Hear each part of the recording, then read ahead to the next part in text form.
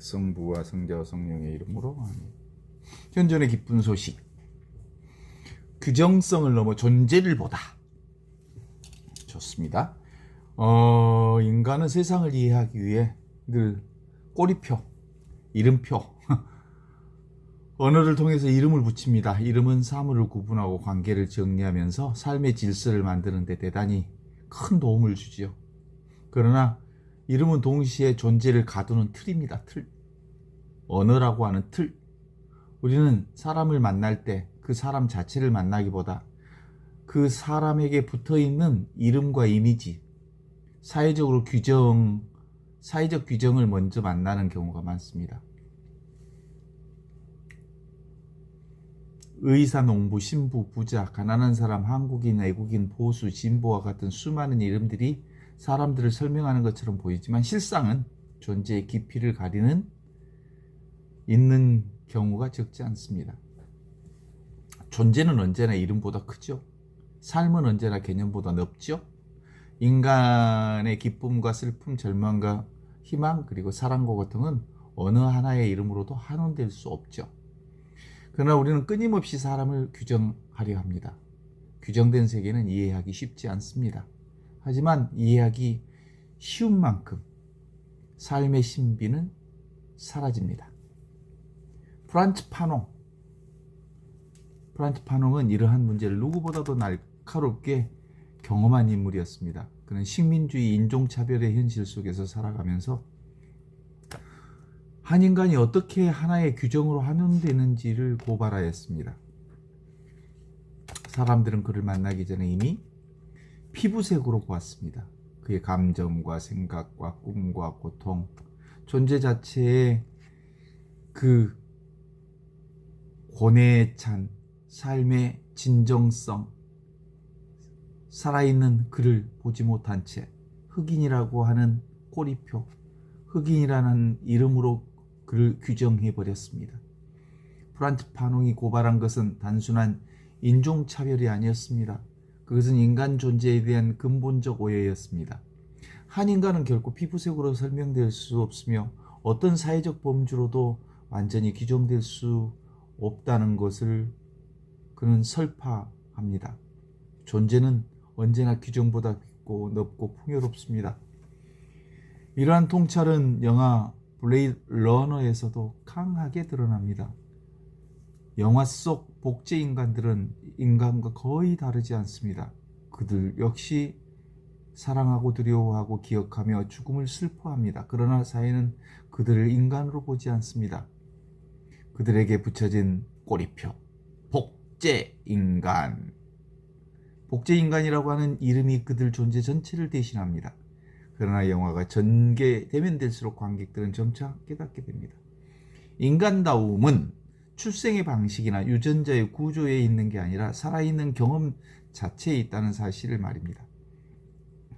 복제인간 로이가 죽음을 앞두고 자신의 기억을 이야기하는 장면은 특히 그러합니다. 그가 본 빛과 우주의 풍경, 생에 대한 애착과 상실의 슬픔은 너무나도 인간적입니다. 그 순간 우리는 근원적 질문을 던질 수밖에 없습니다. 도대체 인간이란 뭔가? 이름인가? 출신인가? 사회가 부여한 규정인가? 아니면 살아있는 경험 자체인가?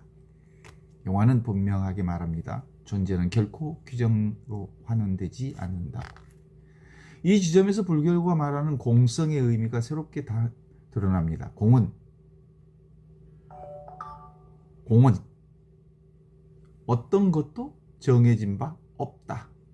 흔히 아무것도 없는 상태로 오해하지만 실제로는 공은 정해진 바 없음, 열려있음, 그것입니다. 그러나 공은 허무가 아닙니다. 공은 고정된 본질이 없다는 뜻도 아닙니다. 어떤 존재도 하나의 규정 속에 영원히 머물러 있지 않고 모든 존재는 관계와 조건 속에서 끊임없이 변화되고 새롭게 드러난다는 것입니다. 그래서 공은 결핍이 아니라 가능성이다. 공은 허공처럼 텅 비어 있지만 모든 것을 모든 가능성을 열어놓은 충만함입니다. 텅 빈 충만. 공은 무가 아니라 무한한 잠재성입니다. 씨앗이 나무가 될 수 있는 이유는 씨앗이 고정된 실체가 아니기 때문입니다. 달걀이 병아리가 될 수 있는 이유는 마찬가지입니다. 인간이 성장하고 변화할 수 있는 이유는 역시 고정된 본질에 갇혀 있지 않기 때문입니다. 그렇습니다. 만약에 인간이 태어날 때부터 어떤 완전히 결정된 존재라면 회개할 것도 없고 성장할 것도 없고 성숙할 것도 없습니다. 그러나 우리는 삶 속에서 끊임없이 변화, 성장, 생멸 변화합니다. 정해져 있는 바 없습니다. 상처가 지혜가 되기도 하고 실패가 성숙이 되기도 합니다. 절망이 새로운 희망으로 씨앗이 되기도 합니다. 이런 변화의 가능성은 인간 안에 깃든 공성의 표현입니다. 그리스도교 관점으로 보면 이것은 하나님의 현존과 깊이 연관되어 있습니다. 성경에서 하나님은 결코 하나의 개념으로 설명되지 않는다라고 말하지요. 모세가 드렸던 하나님, 나는 있는 바 그대로 나다. 나는 지금 여기 이 순간 살아있는 하나님의 현존으로서의 나다 라는 말씀입니다. 하나님을 정의하는 문장이 아니라 모든 정의를 넘어서는 선언입니다. 하나님은 특정한 형상 안에 갇히지 않으시면서 특정한 이름 안에 머무르지 않으십니다.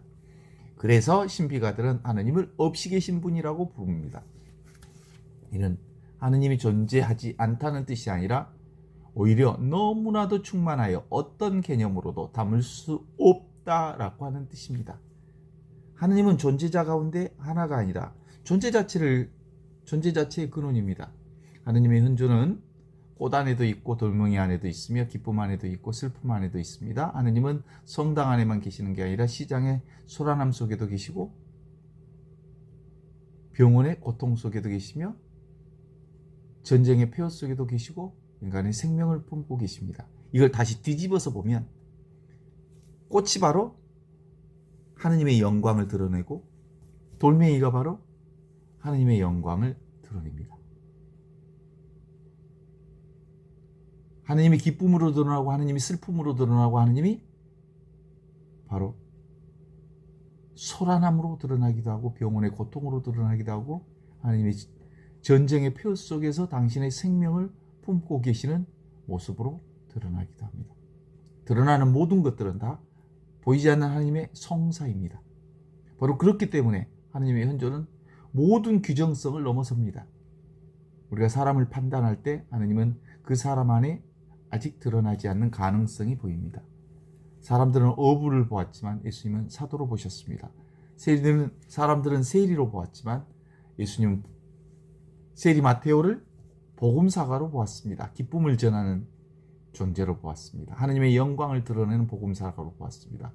사람들은 박해자로 보았지만 하나님은 바울을 이방인의 사도로 보셨습니다. 하나님의 눈은 현재 규정에 머무르지 않습니다. 하나님의 눈은 존재의 깊은 가능성을 봅니다. 오늘날 세계는 여전히 수많은 규정 속에 움직이고 있습니다. 국가와 민족, 인종과 계급, 종교와 이념. 그렇게 규정으로 사람을 나누고 구분합니다.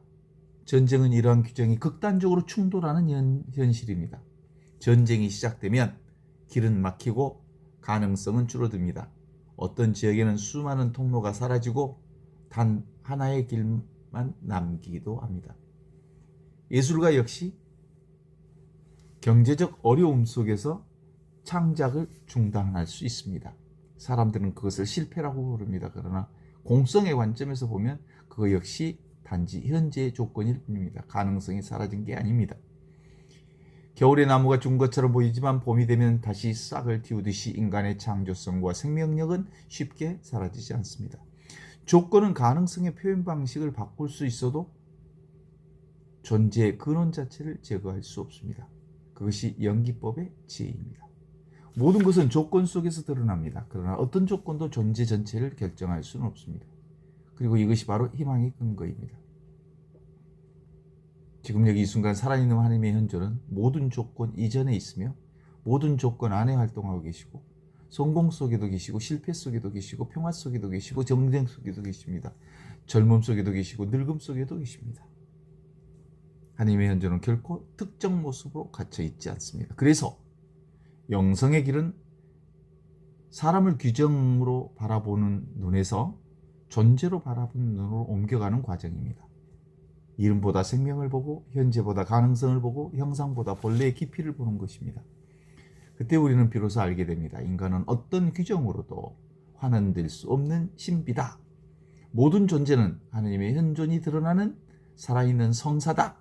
이 사실을, 그리고 지금 여기 순간 살아있는 하나님의 현존은 모든 이름과 경계를 넘어 모든 존재 안에서 새로운 생명을 끊임없이 탄생시키고 있다는 사실을 말입니다.